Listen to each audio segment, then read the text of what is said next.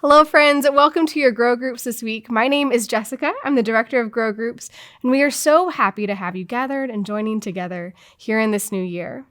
We're here in the second week of our series, Starting Over, and we're looking at the story of Ruth and her life and what we can learn from her story about starting over and trying new things and new phases in our world. I'm joined today by our Welcome and Connections Coordinator, Molly. How are you? I'm doing all right. How are you? Doing quite well. Glad to have you here talking about Ruth today. Glad to be here. It's one of my favorite stories. Yay. Oh, good. Well, we're going to start with an easy, fun opener. Have you ever traveled to a place where you encountered a different culture?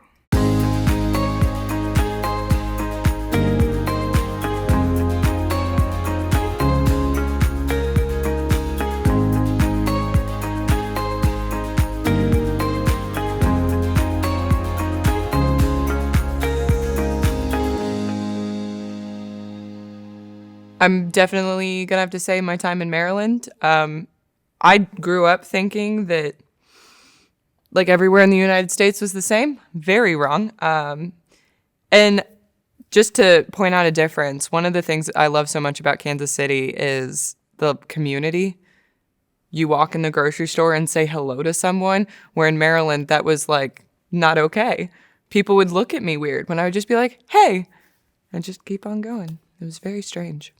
Yeah, it is weird, and it always blows my mind about America, that we are such a big country, yet if you just go one state, or even within our state, a town over, St. Louis is a whole different world if you're looking at just the right things. Right. Exactly. It's crazy. Oh my gosh, that's so great. Thank you for sharing that. I've gotten to do some international trips, but they're short term, and so you don't even get the chance to really assimilate or really like glean from them either. And so it's just you feel like an outsider the whole time. Yeah. But the food. There's pros and cons. There's pros and cons. Always. Good deal. So I'm curious, when you find yourself in a difficult or unfamiliar place, how do you function within it?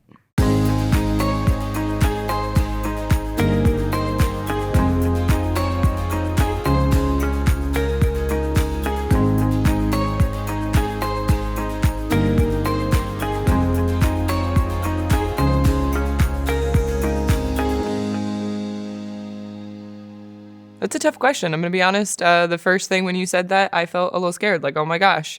But I mean, I think fear is in all of it. My goal is just to try to learn. I mean, you like take this job, for example, when I stepped into this role, instead of just like jumping in, it was like, no, I need to take a step back and learn the dynamics about how people interact. How are we doing things? Why are we doing this way? Before adding my own flavor to it. Yeah, thank you for sharing that. There is a lot of value of observing and asking questions. And we've talked about curiosity around here a lot, just being curious about who they are and what they do and why they do it. I've heard this idea of having like a safe person, if you're going to be in a place long enough, that you can ask your like dumb questions to.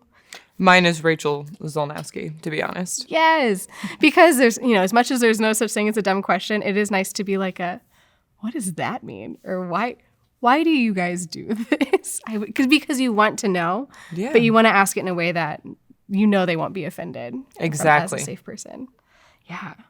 Well, as we reflect on ourselves and the story of Ruth, I'm curious, do you inhabit places that are inhospitable to people who are new there? And if so, how can we make them more hospitable?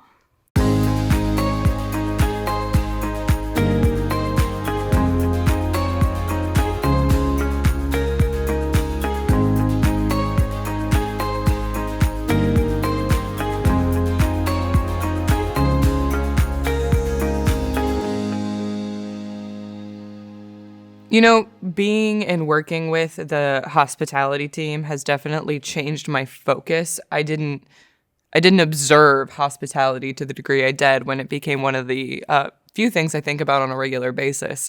And so, like, I went to a conference at Church of the Resurrection and was like, oh, they're hospitality, and was like looking and curious as to what they were doing.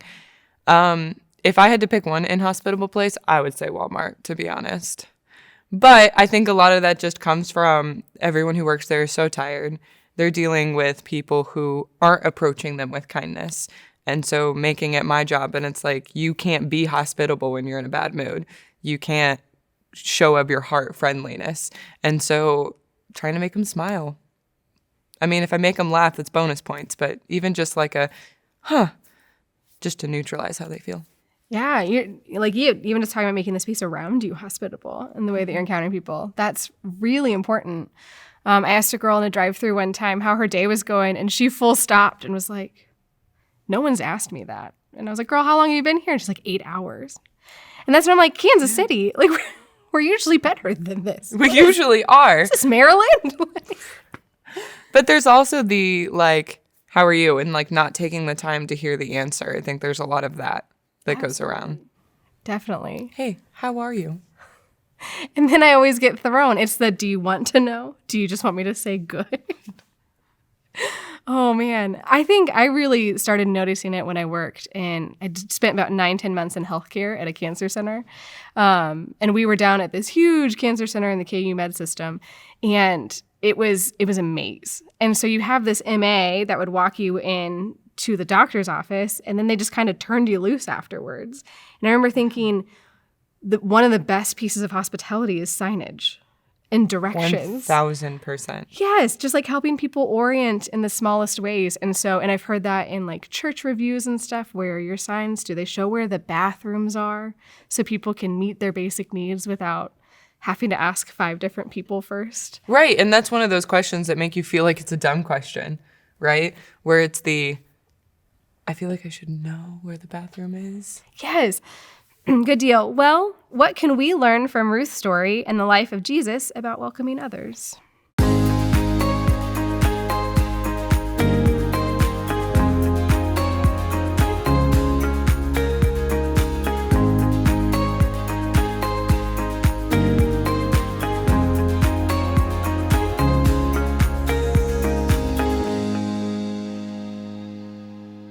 To me, it's that everyone has a story. When you look at, I believe the scripture reading for this is Ruth 1:19 through the end of the second one. And when you look at that story and what Ruth did, and then Boaz hearing about it and taking her in because of that's implying that her story meant something. My passion for ministry comes from one of Jesus's parables about the lost sheep. The 99 leaves to find the one. And so many attribute that Jesus is that shepherd. And though a valid interpretation, I always interpret it as like it was our job to be. Like we see the 99 and we know they all belong, and going and finding that one. And the way to bring them into the group is to hear their story and celebrate it in our spaces. Absolutely. That's that idea of belonging versus fitting in. Yeah. Right? We don't need people to just fit in and assimilate to our culture, but we want to celebrate and hear their stories and lift them up. Absolutely. That's beautiful. Oh my gosh. Well, thank you so much for joining us, Molly, today. My pleasure. Yay. Thank you all for joining us together in your groups. We are prayerful over your conversation and sharing your time together, your own prayer concerns, and reach out for the pastor if you need additional assistance. And we encourage you as you continue reading this story of Ruth. We'll see you next week.